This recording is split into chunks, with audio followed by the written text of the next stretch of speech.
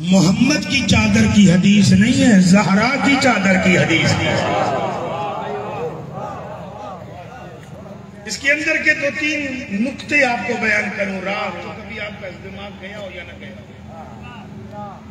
आजकल सर्दी का मौसम है जी, सर्दी का है ना मौसम। आपके कंधे पे चादर अपनी मौजूद हो, आप अपने घर जाएं, चारपाई पर लेटे, फिर भी आप चादर मांगेंगे। अक्लन फैसला कीजिए, अक्लमंदों से मेरा बात है। चादर मांगेंगे? नहीं मांगेंगे, क्योंकि आपके अपने कंधे पर चादर है। मुस्तफा जब आए हैं लेटने के लिए तो मुस्तफा के कंधे पर चादर थी, मांग ज़हरा से रहा है। कोई तो वजह होगी ना। अब इसकी एक ज़ाहिरन वजह लोगों ने लिखी, ज़ाहिरी वजह कि नबी ने इसलिए चादर मांगी कि नबी के बदन में ज़ोफ था, तो नबी ने कहा कि मुझे अपनी चादर दे ताकि मेरा, जिसकी चादर नबियों को कुव्वत अता करे उसे ज़हरा कहते हैं। लेकिन ये तो आम मामला है, इसमें खास मामला क्या है? असल में उस दिन चादर के अंदर हकीकत ज़हरा के नूर की एक तजल्ली ने जाहिर होना है, और वो एक तजल्ली इतनी भारी है, इतनी रोशनी रखती है, इतना नूर रखती है, इतनी ताकत रखती है कि उसे मोहम्मद की चादर भी नहीं रोक सकती। उसके लिए फिर चादर ज़हरा चाहिए।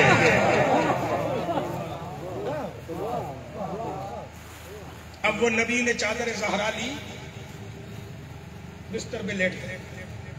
क्या लेट गए? जब नबी लेटे चादर ओढ़कर, उस वक्त घर में कौन था? एक मोहम्मद, दूसरी सैयदा। जब बीबी को पता भी है कि इस चादर में मैंने भी जाना है, तो फिर बीबी चली जाती ना, लेकिन बीबी नहीं गई।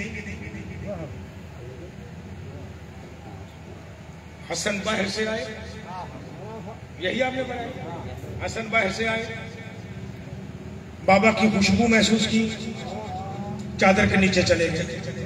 हुसैन बाहर से आए, बाबा की खुशबू महसूस की, चादर में चले गए। अली बाहर से आए, अपने मौला की खुशबू महसूस की, चादर के नीचे चले गए। वो जो घर में पहले से बैठी हुई है, वो चादर में आखिर में आ रही है।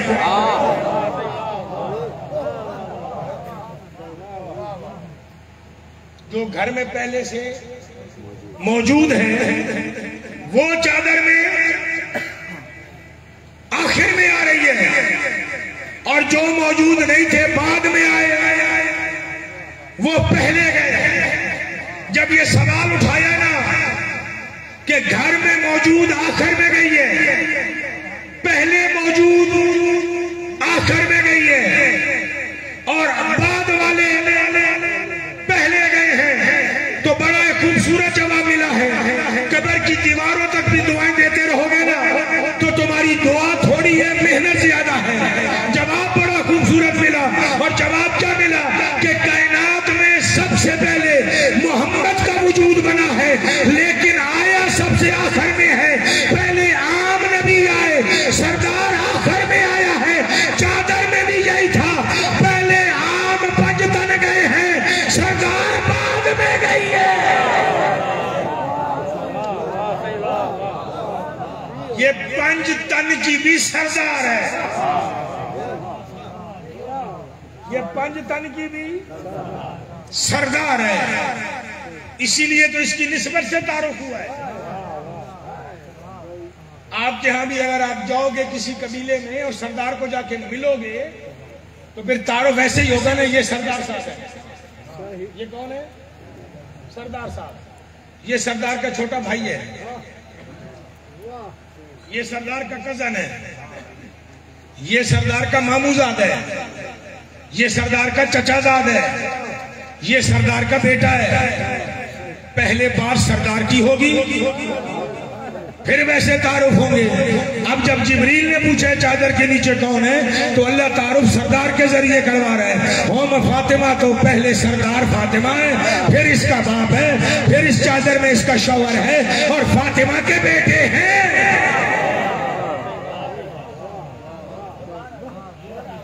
तभी मेरे 11वें इमाम ने जुमला कहा था, नहनु हुज्जतुल्लाह अलल खल्क वल फातिमा तो हुज्जतुन अलैना। कायनात के सरदार हम बनाए गए हैं, हमारी सरदार ज़हरा बनाई गई है। सैयदा की अजमत पे एक सलावत और भी पढ़िएगा।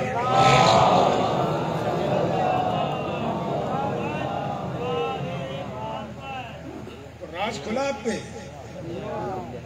चादर में असल में एहतमाम करवाया जाना था ज़हरा की सरदारी का। हालांकि मुस्तफा चादर में आ चुके थे, अली चादर में, हसनैन चादर में आ चुके थे। अल्लाह करे मेरा जुमला आप तक पहुंच जाए। जब तक ज़हरा नहीं आई, आयत नहीं आई। बड़ी बड़ी हस्तियां तो पहले मौजूद थी ना। जब तक सैयदा नहीं आई, आयत नहीं आई, यानी कुरान रुका रहा है ज़हरा के इंतजार में। इसका मतलब है सिर्फ मुस्तफा खड़ा नहीं होता, ज़हरा की अजमत ये है, इसके इस्तकबाल में कुरान भी एहतरामन खड़ा रहता है। इसीलिए अली फख्र करता है कि मेरे अल्लाह, 3 बातों पे मुझे फख्र है। पूछने वालों ने पूछा, या अली कौन सी 3 बातों पे फख्र है? अली ने फरमाया, पहला इस बात पे फख्र है कि जैसा रब मैं चाहता था वो वैसा रब है। जैसा रब मैं चाहता था वो वैसा रब है। दूसरा फख्र ये है कि आना अब्दु मिन अबीद मोहम्मद, कि मैं मोहम्मद के गुलामों में से एक गुलाम हूँ। और तीसरा फख्र ये है कि रिजाल कव्वमू अलन निसा, मर्द अपनी औरत पर हाकिम होता है। अली देख के कहता है, मुझे तुम जैसे लोगों पे हुकूमत करने का शौक ही नहीं। अली के एजाज के लिए काफी है कि अली हाकिम था, ज़हरा रैयत थी। ज़हरा मेरी रैयत है, मेरे लिए बायसे फख्र है। इसलिए याद रख, ज़हरा के मामले में रियायत नहीं है। हक़ ज़हरा अदा कर, हक़ सैयदा अदा कर। ये एक मजलिस करा देने से हक़ अदा नहीं होता है।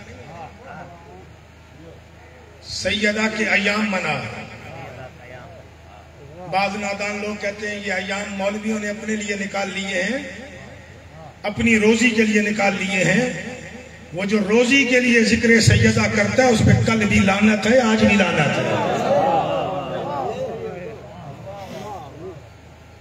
मैं तो इस मामले में 1 टके की रियायत करने को भी तैयार नहीं होता, क्योंकि मैं खुद न रोजी के लिए करता हूं और कोशिश करता हूं कि न करने दूं।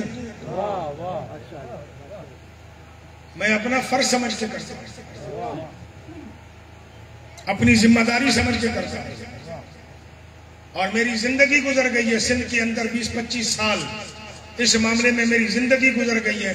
अयाम फातिमिया की जितनी मजालिस की फीस मिलती है ना मुझे, ये नहीं कि लोग देते नहीं, बतूल का सदका मुझे भी लोग देते हैं, लेकिन जो मुझे देते हैं ना, मैं वो अपनी जात पे नहीं लगाता, सैयदा की मजालिस नहीं लगाता।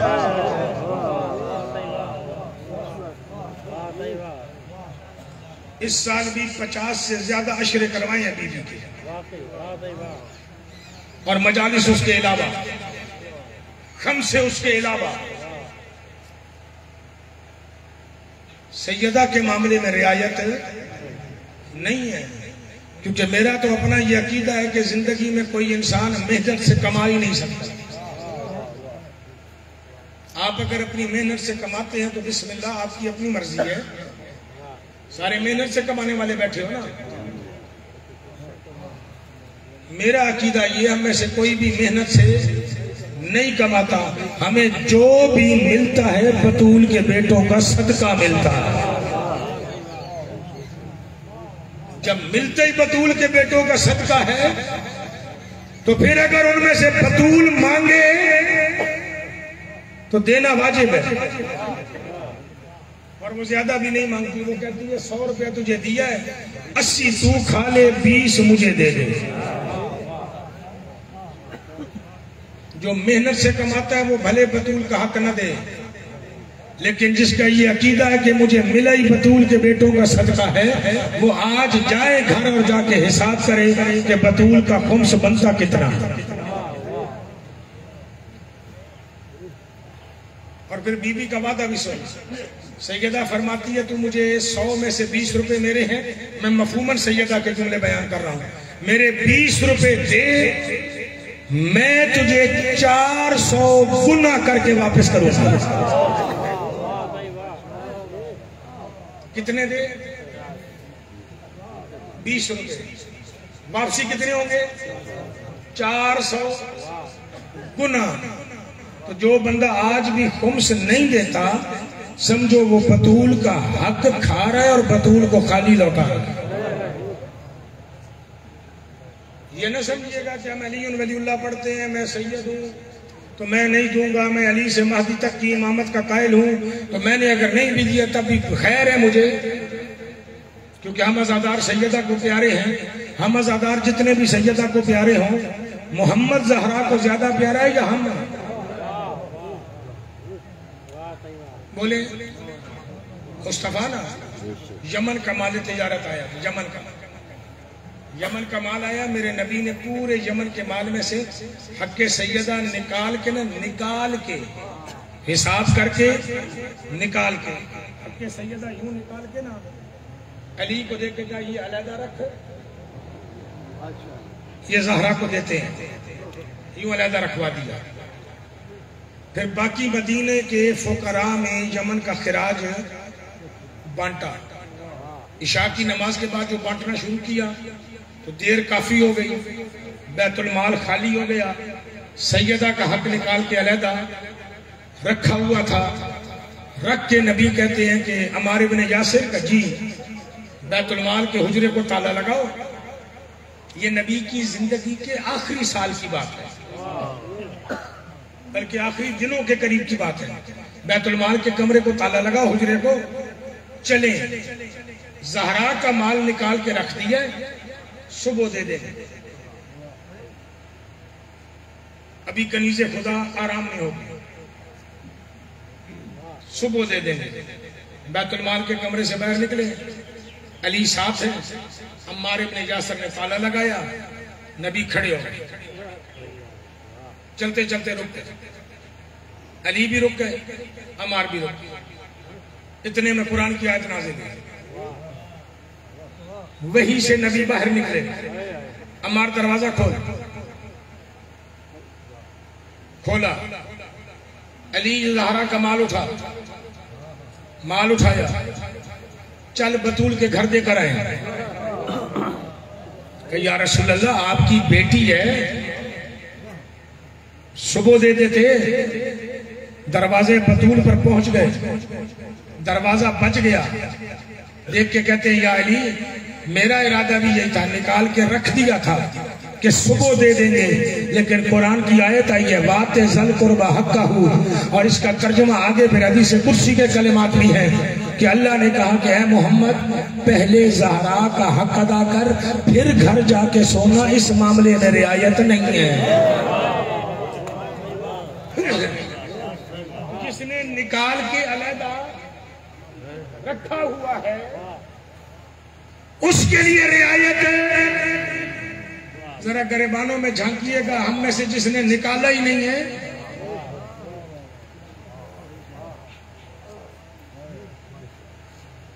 नाराज हो गए हो, अगले साल नहीं बुलाइएगा, या आइंदा जिस मेंबर पे मैं बैठूंगा सुनने के लिए नहीं आइएगा, क्योंकि मुझे तो इस चीज की जरूरत नहीं। हक़ ज़हरा पे बोलूंगा क्योंकि इस मामले में रियायत नहीं है।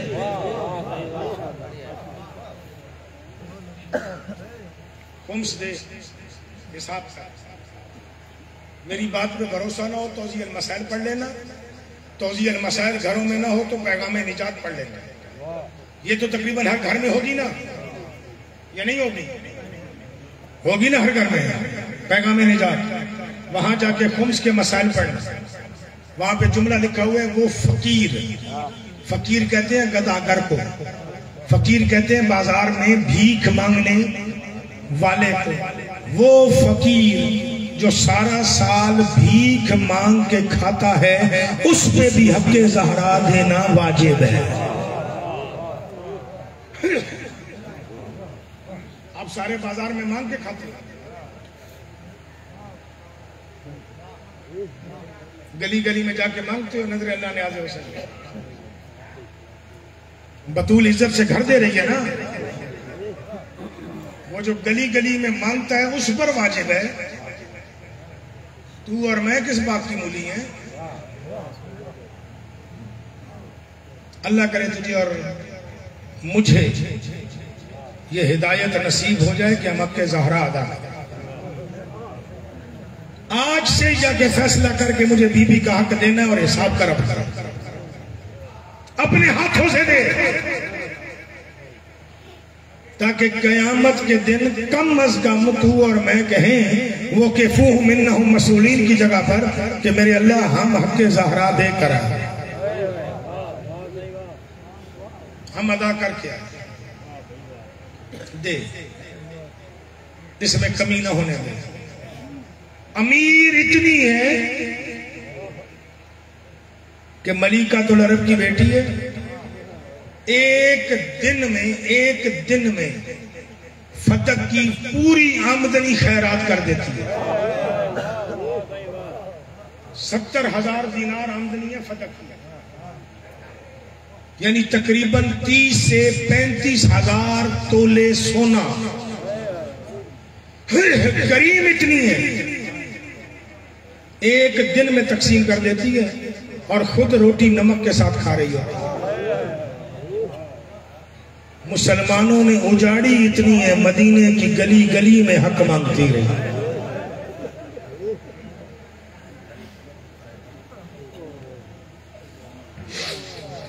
और ऐसे मांगती रही है, आज तक मांग रही है। मदीने वाला न बन। ये मौलवी साहबान आके, ज़ाकिरीन उज़ाम आके आपस में एक दूसरे को तुम कूफी होने का ताना देके और एक दूसरे को कहते हो कूफे वाला न बन। नहीं, मैं तुझे कसम दे के कह रहा हूं, जिंदगी में कभी मदीने वाला न बनना। कूफे वालों ने फिर भी हुसैन की हिमायत की है। मदीने में ज़हरा 40 रातें मांगती रही है, किसी ने बतूल के लिए दरवाजा खोला ही नहीं। सच बताओ, इस पीरूमल शहर में आधी रात को आपका दरवाजा कोई नॉन मुस्लिम औरत बजाए, खोलोगे या नहीं? मैंने टंडो जान मोहम्मद में जब बीबी का खबसा रखवाया था, वहां पहली मजलिस में पढ़ रहा था, वहां पे मैंने ये जुमला कहा। एक सैयदजादा बड़ा चीखे मार के रोया, मेरा दोस्त है। मैंने उससे पूछा, मैंने कहा सैयदजादा क्या हो गया था आज, बड़ा टकरे मार के जोरदार, मैं तो इतना बड़ा मसाइब खान भी नहीं हूँ जितना तू रो रहा था। उसने कहा सैयदजादा तेरे मसाइब पे रोता या नहीं रोता, मेरे साथ रात को हुआ है। मैंने कहा क्या हुआ है? कहा हमारे सामने ये रहते हैं नॉन मुस्लिम। उसने जात भी ली, मैं जात नहीं बता रहा। कहा वो 2 मियाँ बीवी हैं, उनके बच्चे कराची रहते हैं, बेटियां उनकी यहाँ जामशोरो पढ़ती हैं, उनके घर में और कोई मर्द नहीं, वो एक बूढ़ी औरत है, एक बूढ़ा शौहर है उसका। पता नहीं रात शौहर उसके कोई तकलीफ हो गई, हम सेहर में सोए हुए थे, उसने आके मेरा दरवाजा बजाया। कहा बिजली थी नहीं, मैं जूते ढूंढ रहा था। मेरी बीवी कहती है जल्दी दरवाजा खोल, बाहर औरत खड़ी है। नंगे पांव चला जा, बाहर औरत खड़ी है। तो सैयदजादा रो के कहते हैं मैंने एक हिंदू औरत के लिए दरवाजा खोला है, मदीने वाले कितने बेहया थे, मोहम्मद की बेटी के लिए।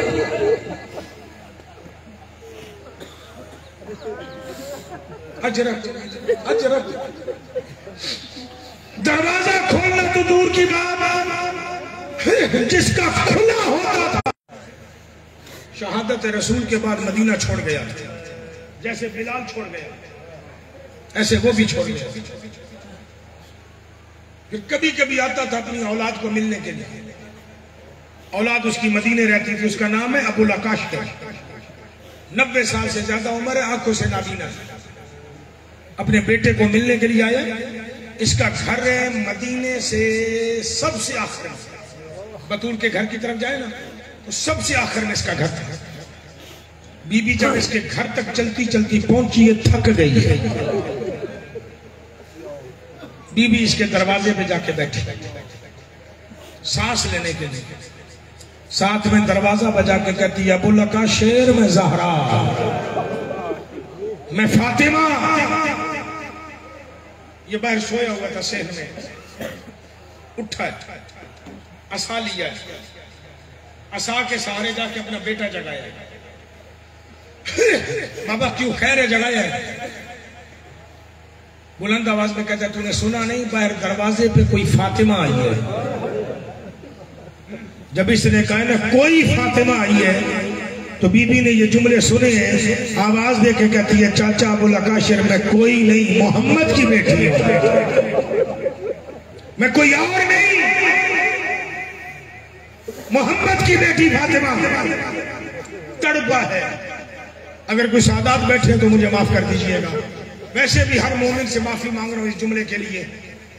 तड़प गया है। बेटे का कंधा हिला के कहता है, जल्दी कर दरवाजा खोल। पता नहीं ज़हरा की क्या मजबूरी बन गई है जो खुद चल के आ गई है। अली नहीं भेजा, हसनैन नहीं भेजे, कनीजे नहीं भेजी, नौकर नहीं भेजे, मोहम्मद की बेटी दरवाजे पे खुद चल के आ गई है। अल्लाह करे मैं आप तक ये जुमला पहुंचा सकूं। इसके बेटे ने बाप के दोनों बाजू पकड़े, पकड़ के तख्त पे बिठा के कहता है, बाबा तू बिस्तर पे लेट जा, सो जा, ये रोज आती है। आए ज़हरा, हक बनता है तेरा, ये रोज आती है।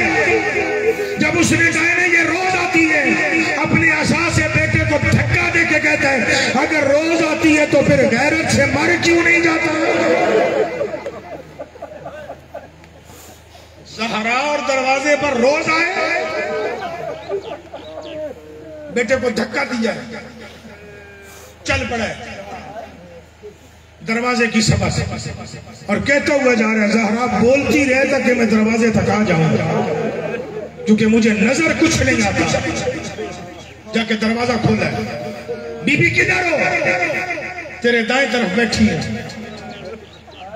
मुंह कर लिया उधर करके कहते हैं, ज़हरा मोहम्मद की बेटी, कौन सी मजबूरी बनी है जो तू खुद बाहर आई है? अली क्यों नहीं भेजा? हसनैन क्यों नहीं भेजे? मेरी आकाज़ादी कहती है, चाचा ताने न दे, अली साथ है, हसनैन साथ है, किधर है अली?